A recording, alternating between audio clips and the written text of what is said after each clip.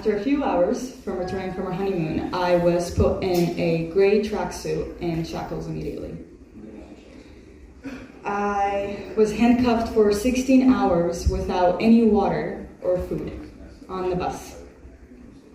I was moved around like cattle, and the US government attempted to dump me in part of the world where I don't know where I'm going and what I'm doing or anything. I was not given a phone call. I actually got very lucky with the phone system, believe it or not, and that's how I was actually able to call my husband.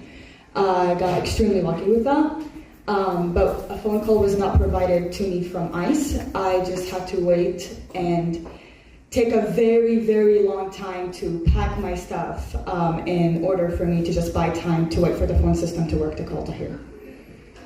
And there were actually multiple days where it would be 36 hours, 50 hours, where I was not allowed to make a phone call to my attorney or my husband simply because I said, we don't want to deal with all that. We don't want to deal with family and attorney stuff, please. I have been transferred to 3 different facilities. The conditions of these facilities are terrible. Extremely unhygienic. The restrooms are also very, very, very much unhygienic. The beds have rust everywhere. They're not properly maintained. Ants, cockroaches, grasshoppers, spiders, you name it, all over the facility. Girls will get bit. Girls will wake up with giant bruises. They just brought in more bunks.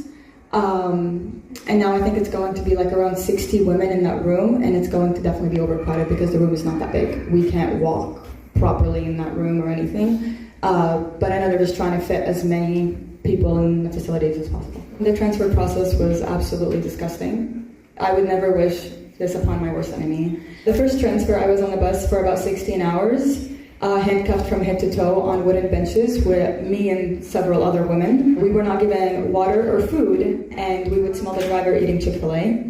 We would ask for water, bang on the door for food, and he would just turn up the radio and act like he wasn't listening to us.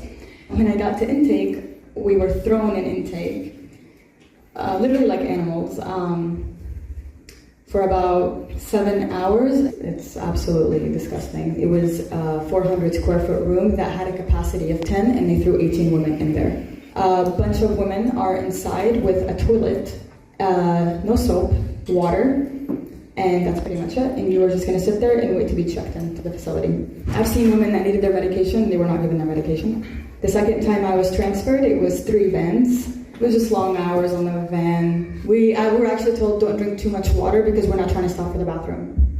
The guard that actually took me, a facility guard, that took me to, get me out of the door and to see my husband was the same exact person that told me when I asked her where I was going, because I didn't want to leave the dorm without knowing where I am going.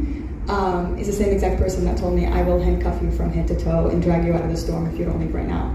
That's the same exact person that opened the door to my freedom.